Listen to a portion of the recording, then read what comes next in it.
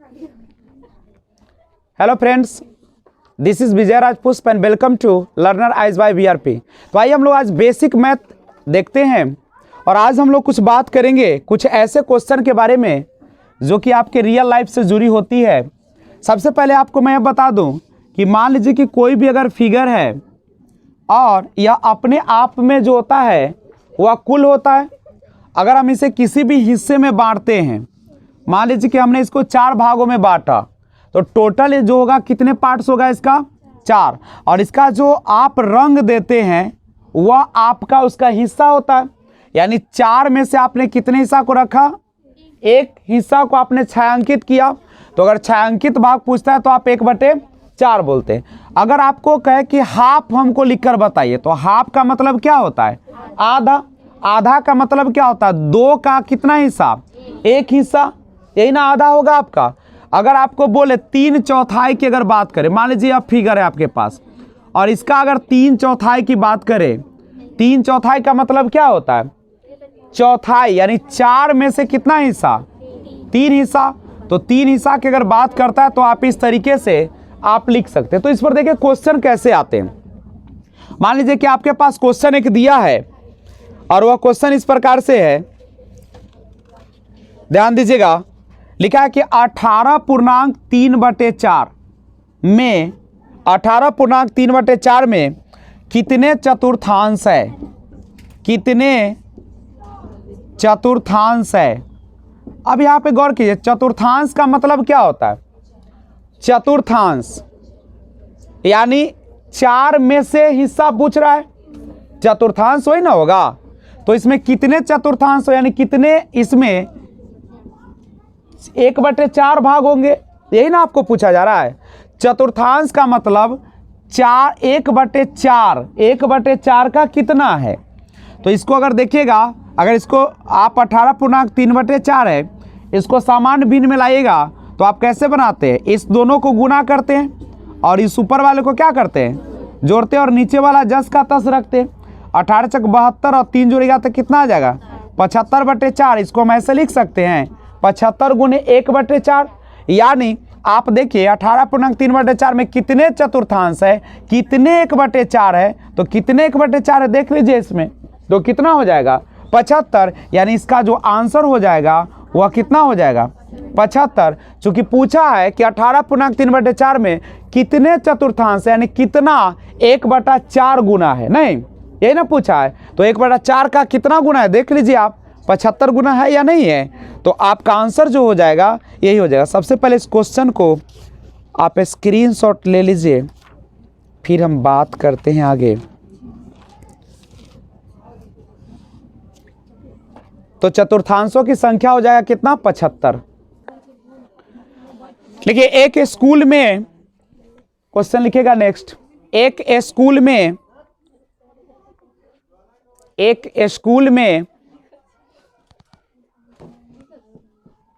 आधे छात्र बैडमिंटन खेलते हैं, आधे छात्र बैडमिंटन खेलते हैं।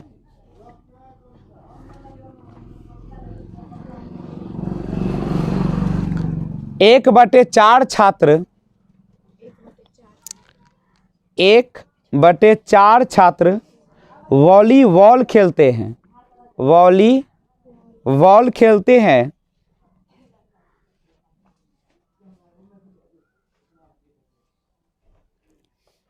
1/8 टेनिस खेलते हैं।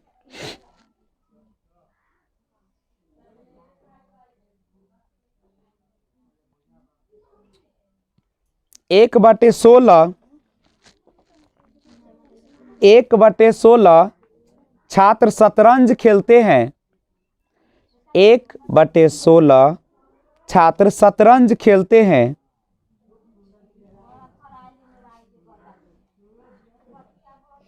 और बाकी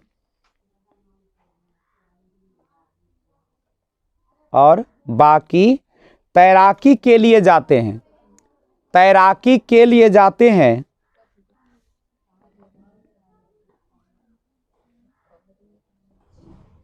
यदि वॉलीबॉल यदि वॉलीबॉल यदि वॉलीबॉल खेलने वाले यदि वॉलीबॉल खेलने वाले छात्रों की संख्या 160 है, यदि वॉलीबॉल खेलने वाले छात्रों की संख्या 160 है, तो कितने छात्र शतरंज खेलते हैं? तो कितने छात्र शतरंज खेलते हैं?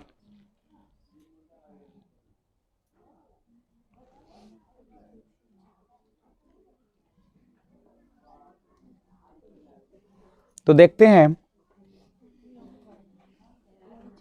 देखिए, आराम से क्वेश्चन को एक बार बढ़िया से पढ़िए। लिखा है कि स्कूल में, आप ध्यान दीजिए, मान लीजिए कि ये मेरा स्कूल है। इसमें जो है आधा जो छात्र है, आधा छात्र या क्या खेल रहा है? बैडमिंटन खेल रहा है।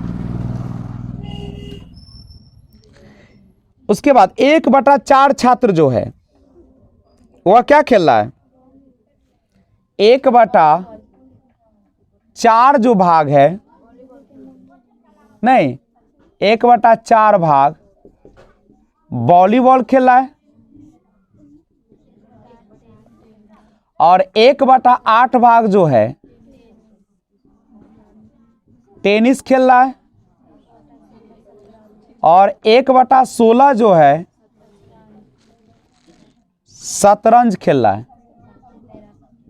और जो बच गए हैं ये भाग, ये सब क्या कर रहा है? ये तैराकी कर रहा है। ऐसे ही ना रिपोर्ट है। अब कह क्या रहा है? यदि वॉलीबॉल खेलने वाले छात्रों की संख्या, यहां पे लिखा है, देखिए लिखते हैं हम, लिखा है वॉलीबॉल खेलने वाले छात्रों की संख्या। तो देखिए, तो वॉलीबॉल खेलने वाले छात्रों की संख्या कितना दे रखा है? 160 है, दिया है।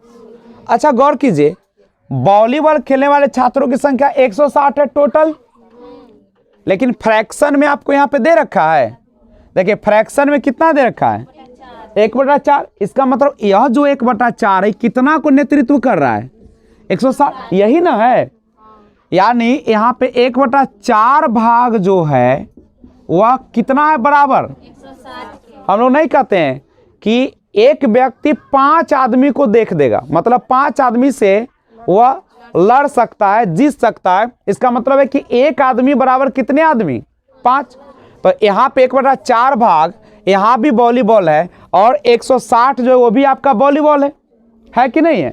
इसका मतलब है कि ये दोनों बराबर है आपस में।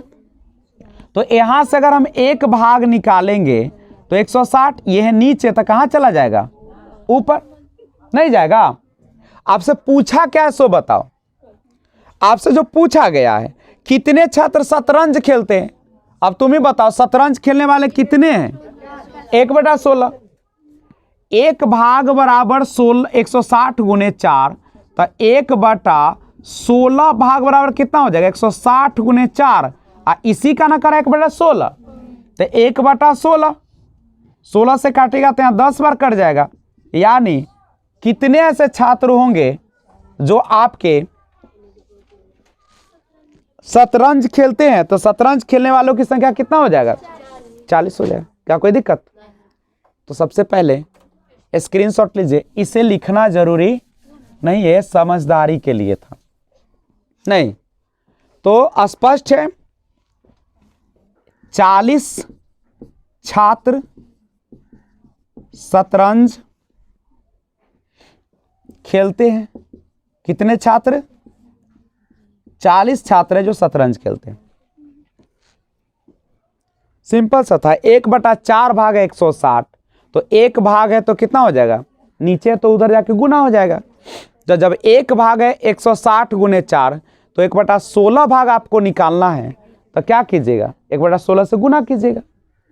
नहीं, जैसे 2 आम का दाम 8 रुपये रहेगा, 1 आम का दाम हो जाएगा 4 रुपये।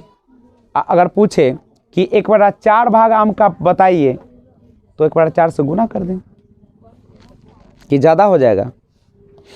अगर 2 आम की कीमत 8 रुपये है तो 1 आम की कीमत कितना हो जाएगा? 4 रुपये। और 1/4 भाग का पूछेगा अगर, तो क्या हो जाएगा? तब तो 16 हो जाएगा। नहीं कि कम होगा, दाम कमेगा कि बढ़ेगा, तो 1/4 होगा, यानी कितना भी मिल जाएगा? 1 रुपया मिल जाएगा। क्या कि हिस्सा कमेगा तो दाम भी कमेगा।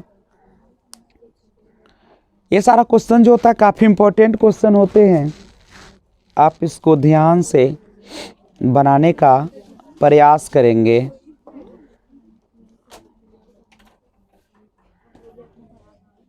एक क्वेश्चन अगला है, स्क्रीनशॉट ले लिए होंगे आप लोग, तो लिखिए एक और क्वेश्चन, बेहतरीन क्वेश्चन है।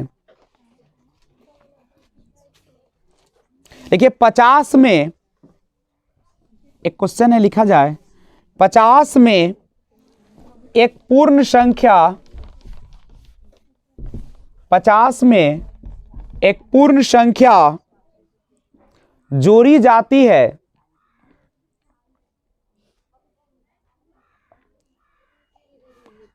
और फिर वही संख्या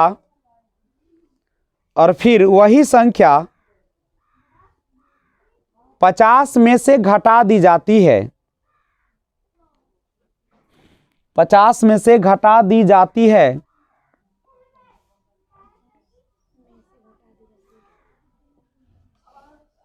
प्राप्त हुई दोनों संख्याओं का जोड़ है, प्राप्त हुई दोनों संख्याओं का जोड़ है। क्वेश्चन को अच्छा से पढ़ लीजिएगा। देखिए इस क्वेश्चन में एक चीज का जिक्र किया गया है और वह है आपका पूर्ण संख्या। तो सबसे पहले समझिए, गिनती की जो संख्या होती है उसे हम कहते हैं प्राकृत संख्या।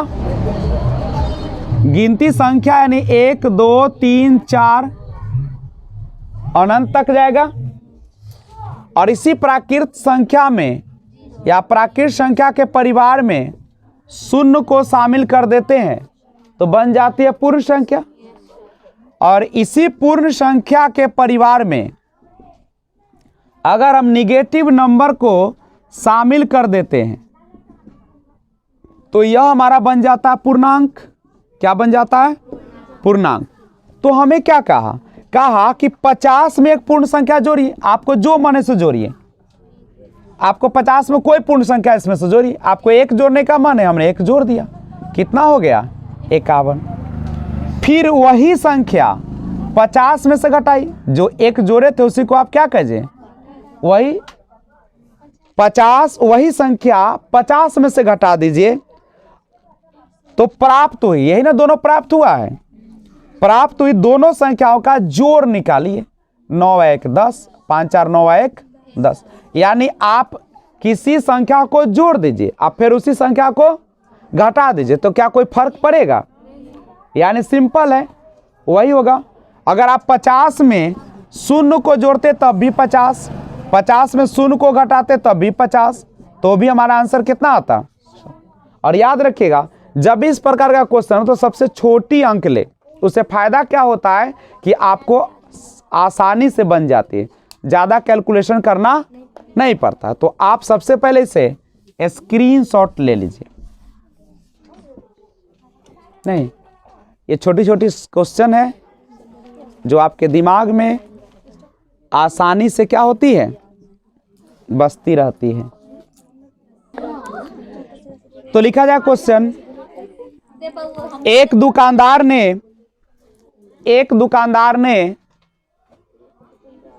5.3 किलोग्राम बादाम, 5.3 किलोग्राम बादाम,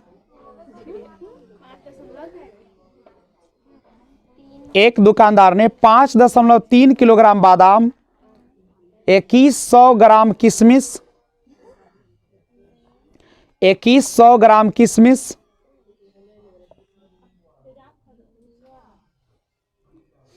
और 2.2 किलोग्राम और 2.2 किलोग्राम काजू को मिला दिया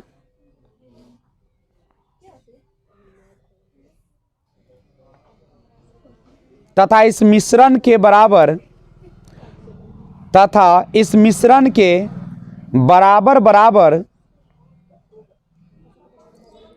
2 दर्जन पैकेट बना दिए।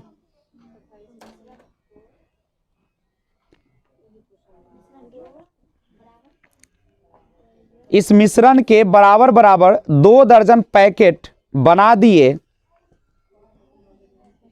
प्रत्येक पैकेट का भार क्या होगा?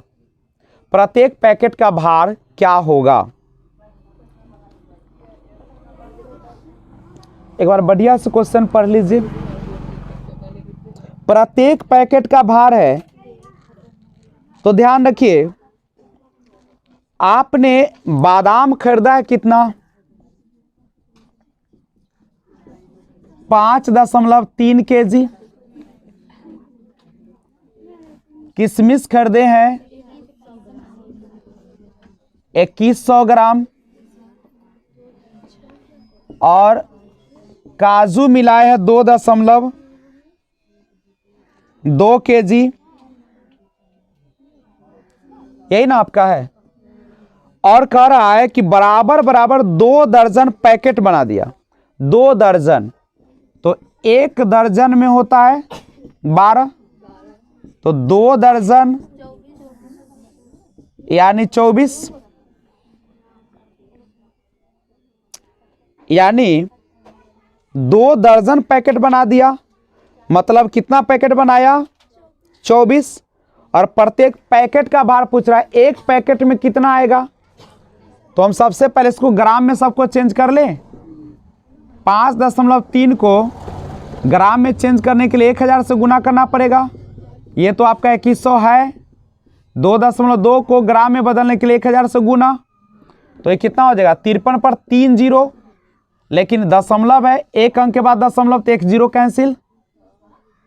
ये आपका 2100 ग्राम है और ये आपका कितना हो जाएगा? 2200। चूंकि 3 जीरो आएगा, 1 दशमलव दीजिएगा तो 0, दशमलव के बाद कोई वैल्यू नहीं है। अब इसको जोड़ दीजिए तो आपका आ जाएगा, ये आ जाएगा कितना? 9600 ग्राम। अब आप ही बताइए, टोटल आपके पास जो मटेरियल है कितने ग्राम का है? और बराबर इस पर बनाना है कितना पैकेट? 24 पैकेट बनाना है। चूंकि 2 दर्जन पैकेट बना रहा है तो 1 दर्जन में 12, तो 2 दर्जन में कितना हो जाएगा? 24।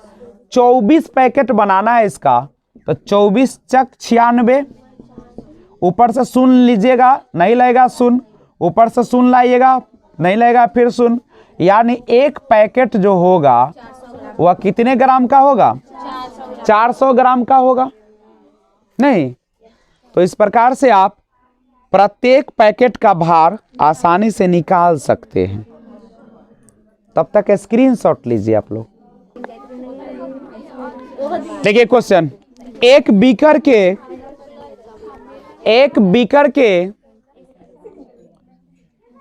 3/7 भाग में, एक बीकर के 3/7 भाग में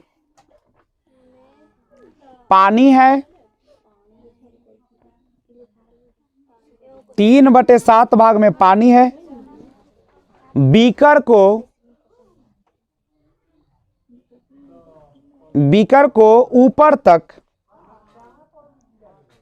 पानी से भरने के लिए, बीकर को ऊपर तक पानी से भरने के लिए 16 लीटर पानी की आवश्यकता है।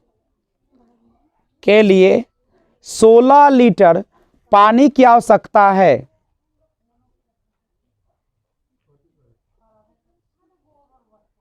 बीकर की धारिता क्या है? बीकर की धारिता क्या है? धारिता का मतलब क्या हो? उसका वॉल्यूम, आयतन, कितना पानी को रखे हुए। देख लीजिए, मान लीजिए कि आपके पास एक बीकर है क्या, और इस बीकर का 3/7 भाग, यही ना, 3/7 भाग जो है पानी है, यही ना। अच्छा गौर करो तो, ध्यान दीजिएगा स्क्रीन पे, 3/7 भाग है, इसका मतलब यहां तक जो है वह कितना भाग है, और ये यहां तक टोटल कितना भाग है, 7 है, क्योंकि नीचे 7 है, इसका मतलब कुल कितना है, और उसमें से पानी कितना भाग पर है, तो आप ही बताइए पानी कितने भाग पर नहीं होगा, 4 भाग पे, कितना में, 7 में। ध्यान दीजिएगा, जब 7 में 3 भाग में पानी है तो 7 में 4 भाग में पानी नहीं होगा। क्या कह रहा है कि ऊपर तक पानी से भरने के लिए, अब इसको चाहते हैं कि पानी से क्या हो जाए, पूरा लबलब भर जाए। अच्छा, तब इतने पानी ना चाहिए भरने के लिए, और इतना पानी आपको दे रखा है, कितना लीटर दिया है, कह रहा है कि 16 लीटर और पानी अगर रख देना तो ऊपर लबलब भर जाएगा, लबालब ना। तो सोचो आपको पानी कितना भरना है, आपका देखो खाली कितना है, तो यही ना है, यही 4/7 ना 16 लीटर होगा।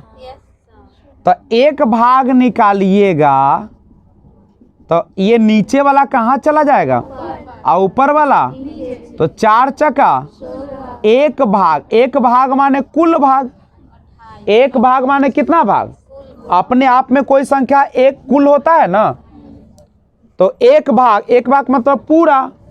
तो आप ही बताइए बीकर की धारिता कितना हो गया, 28। अगर 28 यानी पूरा जो पानी होगा वो कितना होगा, 28 लीटर में पूरा भर जाएगा, नीचे से ऊपर तक। तो पहले इसका स्क्रीनशॉट लीजिए।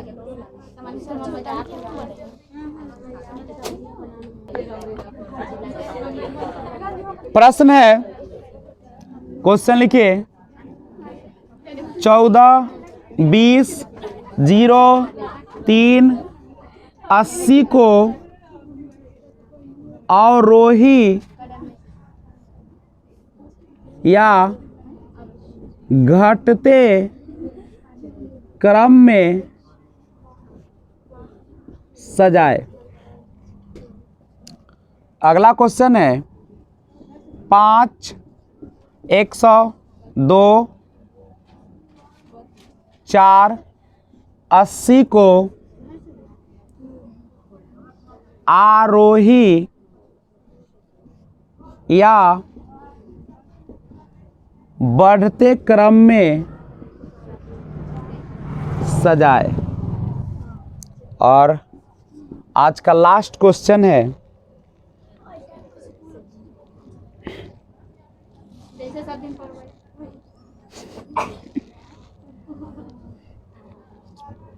अगला क्वेश्चन है 30.5, 3.05, 3.50, 3.005, 3.055 और 0.355 को आरोही क्रम में सजाए। 3 क्वेश्चन है, तीनों को पहले स्क्रीनशॉट लीजिए, वीडियो को पॉज कीजिए और बनाइए, और जब बन जाए तो फिर वीडियो को पॉज पर से हटाइए, प्ले कीजिए और मिला लीजिए। तो मैं आशा करता हूं कि आपने सारा काम कर लिया होगा। तो आइए स्क्रीन पर एक बार फिर से नज़र डालते हैं कैसे हम लोग बनाते। सबसे पहले आपको समझना है अवरोही क्रम और आरोही क्रम।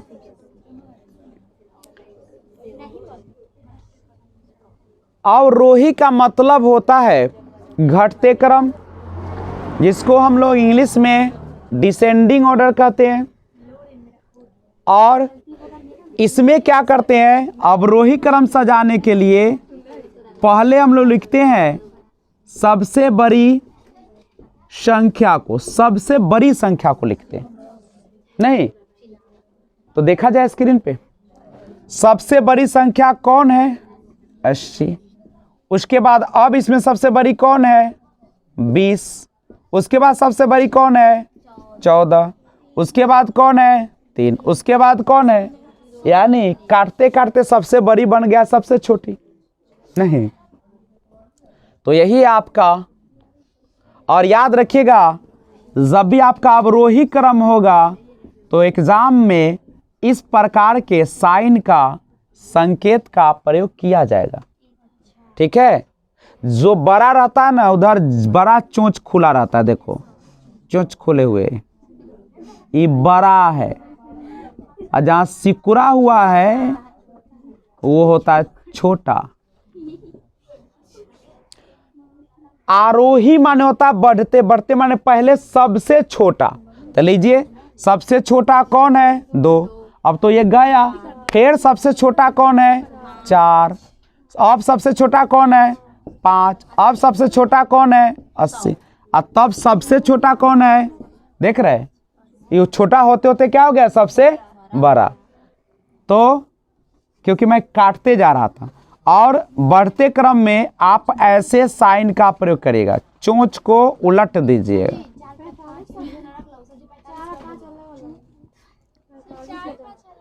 तो 4 और 5 अलग है, तो इस प्रकार से हो। और सबसे इंपॉर्टेंट तो है पॉइंट का। अगर पॉइंट का बनाना सीख गए तो आपका जीवन सफल हो गया। नहीं, इसी में दम है। तो आइए सुनते हैं। आरोही का मतलब बढ़ते, बढ़ते माने पहले सबसे छोटा। आइए इसके बनाने का तरीका है, पहले दशमलव से पहले चेक कीजिए। दशमलव से पहले 30 है, हमको सबसे छोटा खोजना है, आरोही है तो इसमें 3 है, इसमें 3 है, इसमें 3 है, इसमें 3 है, इसमें क्या है दशमलव से पहले, तो सबसे छोटा कौन हो गया, 0.355। आरोही माने ऐसा साइन।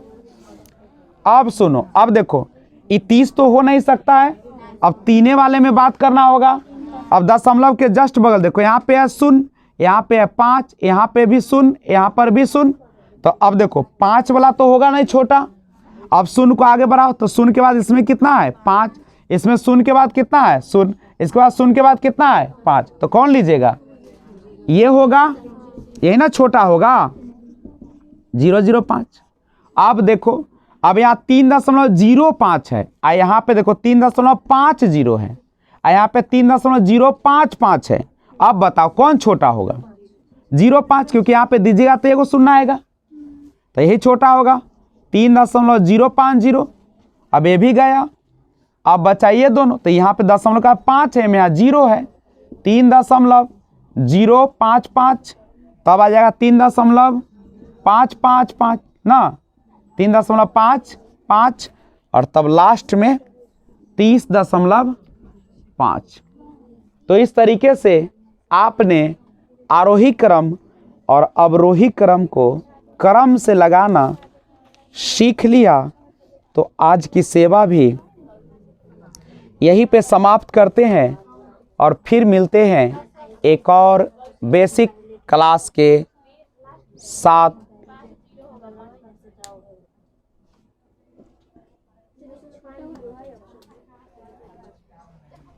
1 2 3 4 5 6, 2 4 6 कहाँ छूटा हुआ है, बोलिए। 3.55 लिखे हैं ना, वहाँ पे 3.50 होगा, सबसे लास्ट में देखिए उसके पहले वाला दूसरा नंबर नीचे ये ठीक है, रुको, ये भी ठीक है, ये भी ठीक है।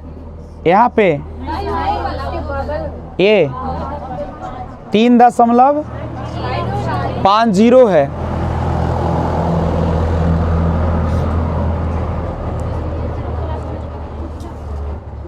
तो कोई दिक्कत नहीं है, आपको वहाँ पे ऑप्शन दिया रहता है,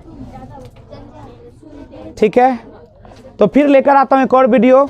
अगर आप नए व्यूअर्स हैं तो इस चैनल को सब्सक्राइब कीजिए और बेल आइकन को ऑल पे प्रेस कीजिए और लिंक शेयर करते रहिए उन गरीब छात्रों के लिए जो आ नहीं पाते हैं या पैसे का अभाव है या जो इस जगह पहुंच नहीं पाते। तो फिर मिलते हैं एक और वीडियो के साथ, तब तक take care, bye bye, thanks for watching, be enjoy.